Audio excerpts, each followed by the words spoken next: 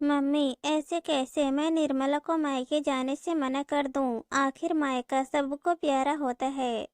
और फिर वो काफी दिन से अपने मायके भी नहीं गई है। आर्यन ने अपनी मम्मी ममता जी से कहा, अरे वाह बेटा, तुझे तेरी पत्नी दिख रही है, पर यह नहीं दिख रहा है कि तेरी बहन मायके आ रही है।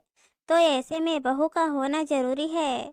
ममता जी ने जवाब दिया, मम्मी, मैं वंदना को आने से मना नहीं कर रहा हूँ। वंदना आए, जब चाहे तब आए, ये तो उसका मायका है। लेकिन उसके पीछे आप निर्मला को रोक रहे हो, ये तो गलत है। आर्यन ने अपनी बात कहनी चाहिए। अच्छा, बहू चली जाएगी तो फिर घर का काम कौन करेगा? मुझसे तो अब काम नहीं होता। और वंदना यहाँ आएगी तो क्या घर के काम में लगेगी? ससुराल का भी करे और यहाँ का भी करे। उसे भी तो थोड़ा आराम मिलना चाहिए, ममता जी ने कहा। अच्छा, तो आपको बहू इसलिए चाहिए कि घर का काम कौन करेगा? और तो कोई समस्या नहीं है ना? आर्यन ने कहा तो ममता जी चिढ़ते हुए बोली, अब तो बात को गलत दिशा में लेकर जा रहा है। मम्मी, मैं कोई बात को गलत दिशा में लेकर नहीं जा रहा हूँ। मैं तो सिर्फ समस्या का हल निकालने की कोशिश कर रहा हूँ। अगर काम की ही समस्या है तो काम वाली बाई लगा लो। हम तो बाई अफोर्ड भी कर सकते हैं, इतनी क्षमता तो है हमारी, आर्यन ने कहा। अच्छा, अब तेरी बीवी की सुविधा के लिए घर में काम वाली बाई लगा लूं? आज तक तो घर में काम वाली बाई नहीं लगी और अब भी नहीं लगेगी। यूं ही मैं हर किसी को अपने घर में नहीं आने दूंगी, ममता जी ने कहा। अच्छा, आपको इससे समस्या है तो फिर दूसरा काम करते हैं। पहले निर्मला 15 दिन मायके रह आएगी, उसके बाद 15 दिन के लिए वंदना यहाँ आ जाएगी, दोनों का काम हो जाएगा, आर्यन चुटकी बजाते हुए बोला। अच्छा, अब तो डिसाइड करेगा कि मेरी बेटी अब यहाँ कितने दिन रहेगी। वाह बेटा, मेरे जीते जी अभी तुम ये बातें कर रहे हो तो मेरे मरने के बाद उसको बुलाओगे ही नहीं। ममता जी और ज्यादा चिढ़ गई। मम्मी, चित भी मेरी और पट भी मेरी। आप तो किसी भी तरीके से खुश होना पसंद ही नहीं करती हो। आपको तो सिर्फ बहू को रोकना है, इसके अलावा और कुछ नहीं चाहिए। पर मैं निर्मला को जाने से नहीं रोकूंगा। अगर वो जाना चाहती है तो जरूर जाएगी। आखिर वंदना को भी एतराज नहीं है, उसने खुद कहा है कि अगर भाभी जाना चाहती तो उन्हें भेज देना। अब तो आर्यन भी चिढ़ गया। ममता जी भी कहाँ चुप हुई, वो भी बोले जा रही थी। एक दूसरे को जवाब देते देते आखिर बहस बढ़ गई। इधर आर्यन मुंह फुलाकर अपने ऑफिस रवाना हो गया और उधर ममता जी बिना नाश्ता किए अपने कमरे में आकर बैठ गई। पर घर का माहौल खराब हो चुका था। अब दिन भर के लिए इस माहौल को झेलना था तो निर्मला को, क्योंकि ममता जी तो मुंह फुला कर बैठ चुकी थी। मतलब दिन भर वो धीरे धीरे कुछ न कुछ बड़बड़ाती रहेंगी और उनकी बड़बड़ाहट को सुनकर उसका दिमाग खराब होता रहेगा। और आखिर जब वो खुद ही जाने से इनकार नहीं कर देगी, तब तक बड़बड़ाहट यूं ही चलती रहेगी। हर बार आखिर यही होता था। हर बार समझौता बहू को ही करना पड़ता था, पर शायद इस बार निर्मला मनाने के मूड में बिल्कुल नहीं थी, क्योंकि उसे समझ में आ चुका था कि इतना करने के बावजूद भी अच्छी बहू का मेडल तो मिलेगा नहीं। और उसने अभी कुछ दिन पहले ही देखा था, जब निर्मला की तबीयत खराब थी, उसे बुखार था। हालांकि दवाई लेने पर बुखार कम हो चुका था, पर अभी भी कमजोरी तो थी ही। ऐसे में ममता जी ने अपनी सहेलियों को घर पर चाय नाश्ते के लिए बुला लिया और निर्मला को कमरे में जाकर बोली, बहू फटाफट से चाय और गर्मा गर्म भजिए बना दे, मेरी 2-3 सहेलियां आई हैं तो थोड़ी जल्दी कर। ये सुनकर निर्मला ने कहा, पर मम्मी जी, मेरी हालत ठीक नहीं है। फिर भी आप, अरे इतनी भी तबीयत खराब नहीं है कि 3 लोगों के लिए भी चाय नाश्ता नहीं बना सकती, ममता जी ने कहा। पर मम्मी जी, कढ़ाई के पास खड़ी रहूंगी तो ताप फिर से चढ़ जाएगा, निर्मला ने समझाना चाहा। अरे कुछ नहीं होता, इतनी देर में कोई ताप नहीं चढ़ता है, जा जा कर के भजिए बना दे, मैं अपने सहेलियों के पास बैठ रही हूँ।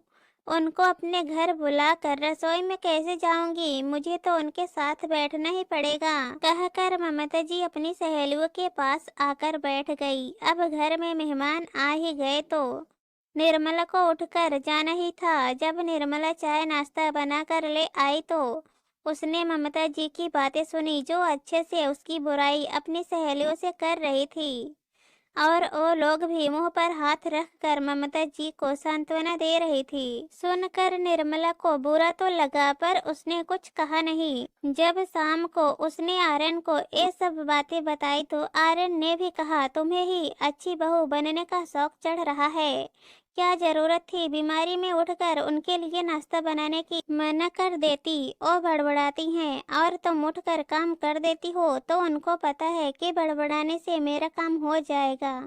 अरे तुम्हें कितनी बार समझाया है कि ये मम्मी की शुरुआत से ही आदत है। हम दोनों भाई बहन तो उनकी बड़बड़ाहट को इग्नोर ही करते थे, उनके मन का नहीं होता तो बड़बड़ाना शुरू कर देती हैं और फिर पूरे घर का माहौल खराब कर देती हैं। आखिर आर्यन से भी उसे ही डांट पड़ गई। एक तो कढ़ाई के पास खड़े होकर काम करने से ताप बढ़ गया और ऊपर से डांट और पड़ गई। ये देखकर निर्मला ने भी डिसाइड कर लिया कि अब वो अपनी सास के बड़बड़ाने पर कोई भी काम नहीं करेगी। आखिर काम करो चाहे मत करो, बुराई ही मिलनी है तो फिर खुद को परेशान करके क्या फायदा। पर अब तो उसे मायके जाना ही था। इधर निर्मला नाश्ता लेकर ममता जी के कमरे में देने गई तो वो तुनकते हुए बोली, मुझे नहीं करना ये नाश्ता, तुम ही कर लो। दोनों पति पत्नी को मेरी बेटी चुभ रही है, जो उसके मायके आने के दिन डिसाइड कर रहे हो। अभी ये हाल है तो बाद में पता नहीं क्या होगा।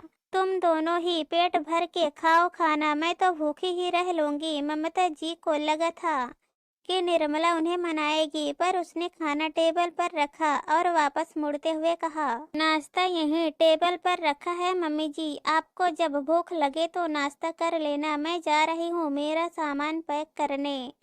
आखिर मुझे कल ही मायके रवाना होना है, मेरा टिकट हो चुका है। ये सुनकर ममता जी ने उसे घूर कर देखा, पर निर्मला ने उन्हें नजरअंदाज करते हुए अपने कमरे में रवाना हो गई। अब ममता जी की बड़बड़ाहट और तेज हो चुकी थी, जो उसके कमरे तक पहुंच रही थी, पर उसने ध्यान ही नहीं दिया। आखिर ऐसा करते करते 1 घंटा निकल गया, लेकिन निर्मला ममता जी के पास उनके कमरे में नहीं आई। ये देखकर और ज्यादा चिढ़ गई। भूख तो उन्हें लग रही थी, पर नाटक के चक्कर में उन्होंने खाया नहीं था। आखिर अपने आप ही उठी और नाश्ता लेकर उन्होंने नाश्ता किया।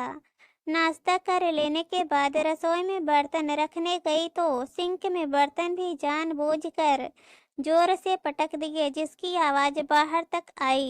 लेकिन ये क्या, निर्मला ने तो अभी भी कुछ रिएक्ट नहीं किया। जब वो रसोई से बाहर निकली तो रसोई का दरवाजा भी जोर से पटकते हुए आई और फिर घूर कर निर्मला के कमरे की तरफ देखा, पर निर्मला तो आराम से सामान पैक कर रही थी, जैसे उसे कुछ सुनाई ही नहीं दे रहा हो। पूरे दिन ममता जी जानबूझकर ऐसी हरकतें करती रही कि निर्मला का ध्यान उनकी तरफ जाए और वो खुद आगे होकर मना कर दे, पर निर्मला ने एक बार भी कुछ नहीं कहा। वो तो चुपचाप कामों में लगी हुई थी, जैसे मन ही मन कह रही हो कि मम्मी जी मैंने भी इग्नोर करना सीख लिया है। तो इस बार ममता जी ज्यादा कुछ नहीं कर पाई, क्योंकि बेटा तो वैसे ही बहू के पक्ष में बोल रहा था और अब बहू ने भी इग्नोर करना शुरू कर दिया था। आखिर इतना कुछ करने के बावजूद भी दूसरे दिन निर्मला अपने मायके रवाना हो ही गई। खैर वंदना जब अपने बच्चों के साथ मायके आई तो उस समय आर्यन ने घर में काम वाली बाई लगा ही ली। ममता जी अब भी बड़बड़ा रही थी, लेकिन ना तो वंदना और ना ही आर्यन इस तरफ ध्यान दे रहे थे। आखिर जब देखा कि कोई ध्यान नहीं दे रहा तो बड़बड़ करके खुद ही चुप हो गई।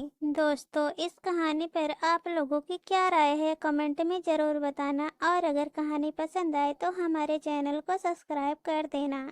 कहानी सुनने के लिए बहुत बहुत धन्यवाद।